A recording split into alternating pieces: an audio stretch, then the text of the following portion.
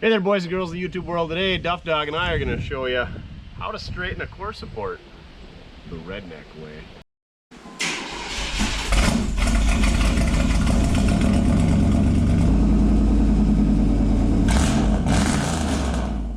We're going to show you the redneck cheap way to fix your car up.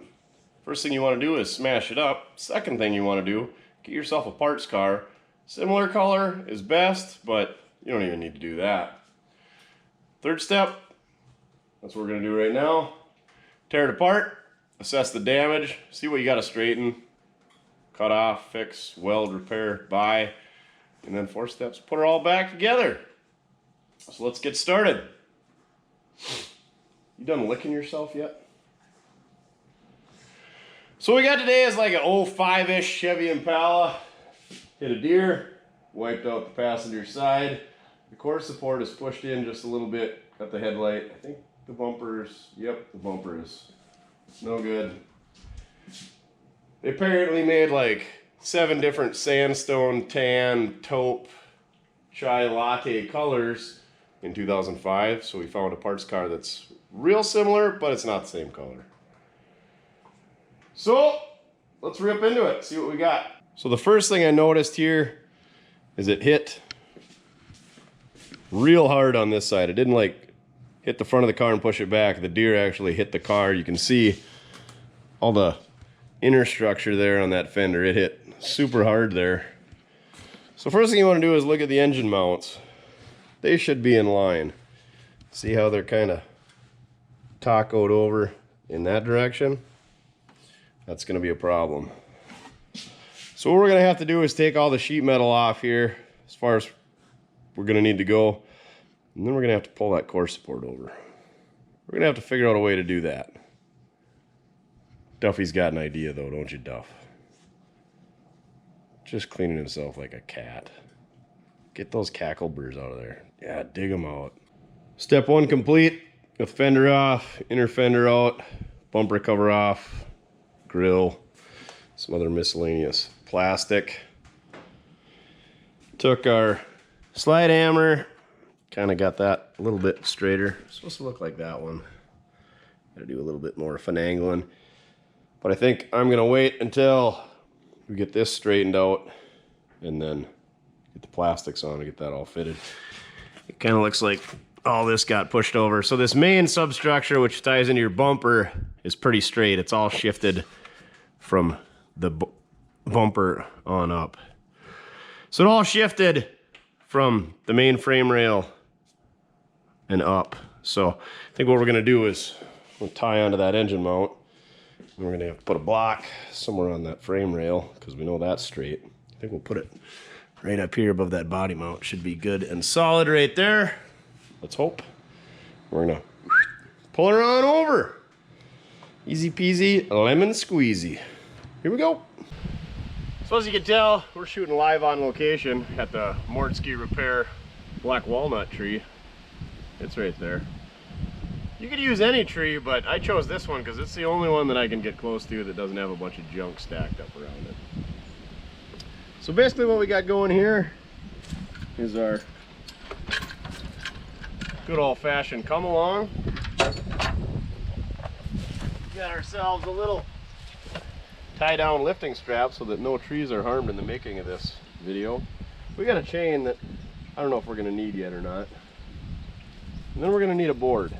First thing you want to do, wrap your strap around the tree at the same height as your core support.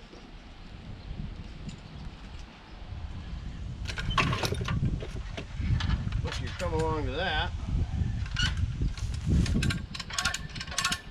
whoever invented these is a genius.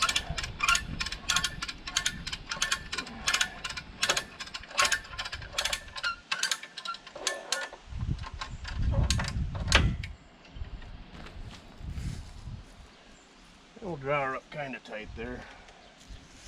I think we want to be on that back side.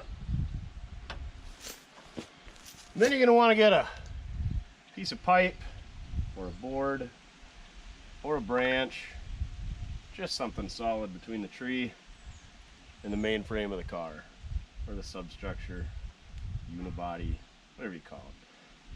So otherwise it's just going to slide the car over. I don't even need that anymore. You're a big tree now. Alright, tape measure would have been a good idea, but we didn't bring that. Let's go find a board.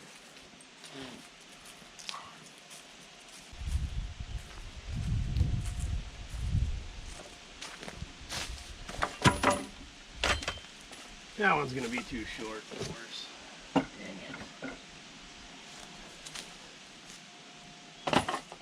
4x4 would be ideal, but we're not rich. So 2x4 is going to have to make do until it doesn't.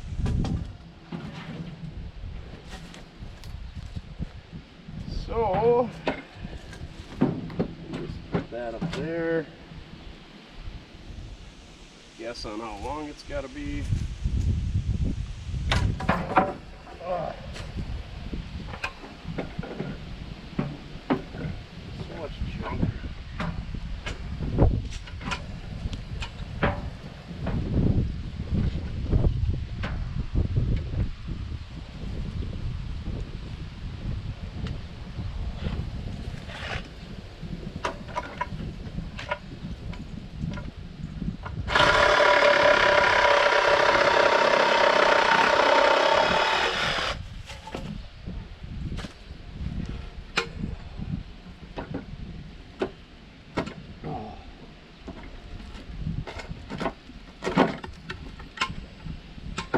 Tree huggers everywhere screaming, "How dare you!"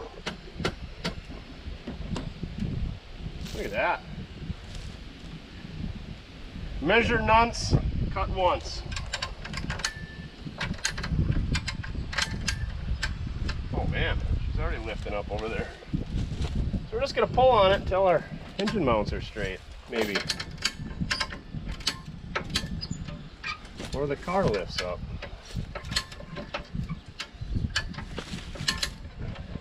Or the engine mount rips off. Oh, yeah, that's not working.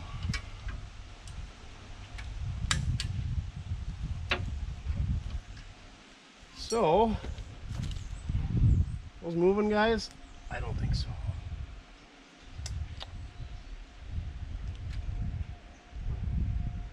What's next?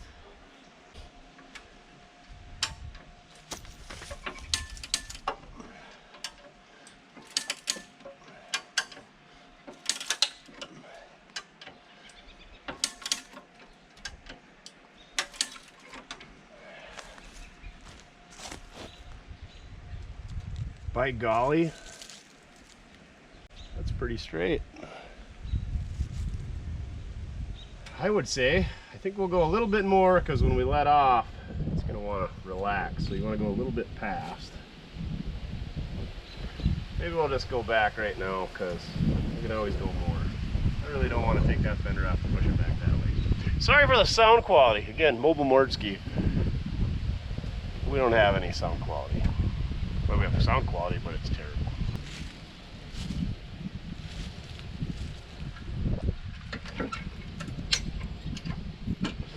Got the tension off.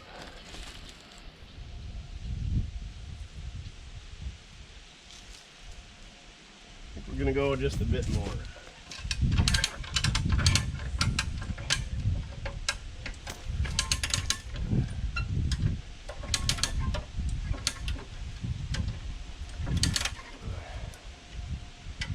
A real professional would count how many clicks.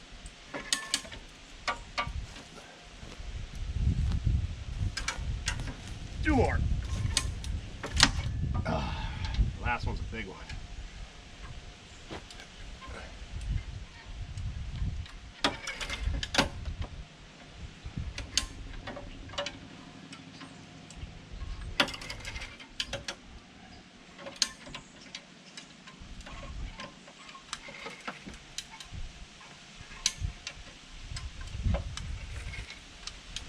Get our tension off. Perfect. You know, we steal that engine mount off that other car. Try pounding that one straight.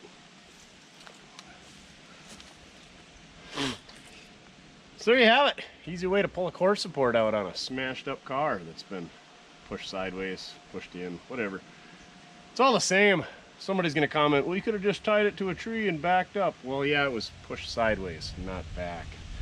This way you got kind of a controlled pull and you can see what's going on. Usually when you hook a chain to these and you back up, tug on a tree, you're gonna tear right through the core support or kink it in the middle.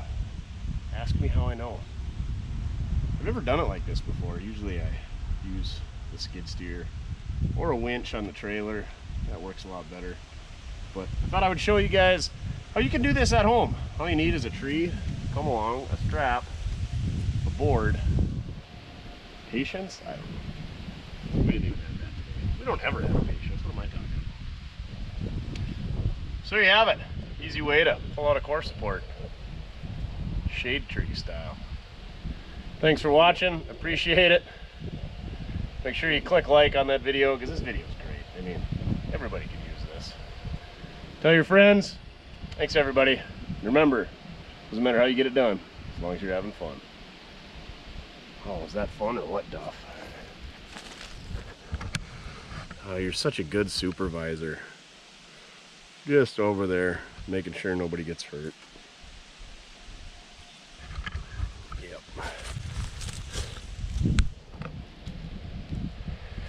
Real good.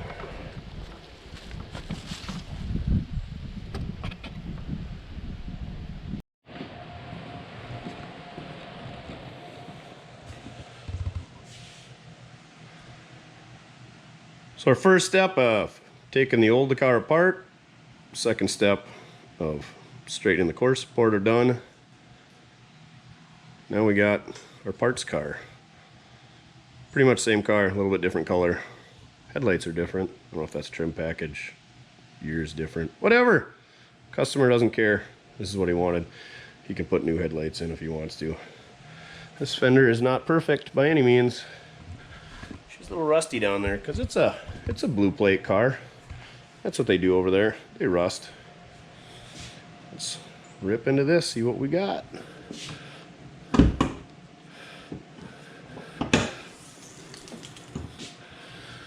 First step is get the hood off. I think we'll take the headlights out and the bumper off. Pull that fender off. I think we need this little doohickey plastic cover thing.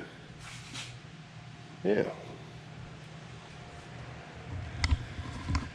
The fun part begins after that, putting it all back together.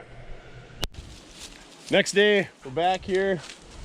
Get about, I don't know, 7-ish hours into this, maybe 8. Diddling around, but we got our fender and hood, bumper, headlight, grill, all that stuff swapped onto the good car. Got our hood put back on the old car so we keep the engine compartment from getting a bunch of snow into it, but yeah, she came out pretty good. This hood gap's actually surprisingly good. Hood fits the grill and the headlights pretty all right. This hood hinge was kind of pushed back from the accident, so we had to straighten her out a bit. Hood gap gets a little bit tight up here. Good enough for a $500 work car. This fender was so rotten at the bottom, I had to cut the bottom part off the other fender because the other fender was smashed up in here, and use the bottom of the smashed up fender and bolt to the body, and then I used a couple of sheet metal screws to attach it there. Door gap really sucks and it's tight, but opens and closes just fine without binding. So customer really needs to find a fender, but whatever. This car had everything we needed. It's just not perfect. You can see the paints are a shade off there. Apparently there was several paint options back in the day. So you have it, Mortske's redneck way of pulling a core support over and patching up a crappy old work car. Appreciate it. Thanks for watching. Make sure you click like. I mean, this is super educational. How can you not like it? Plus it's working on junk. All right, remember, doesn't matter how you get it done, as long as you're having fun. That was a good time, huh, Duff? Tying impalas to trees. Hope that crack in the windshield was there when we started.